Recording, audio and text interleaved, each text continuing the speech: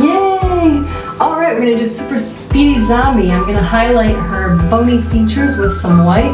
And you wanna do this kind of messy and sloppy because it'll help her look a little decayed. So we've got her forehead, nose, cheekbones.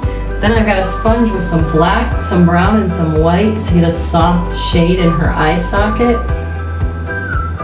To hollow out those zombie eyes, you can shade a little bit on each side of the nose, under the chin, a little under the nose too, and then under the cheekbones over here. Just blend it down.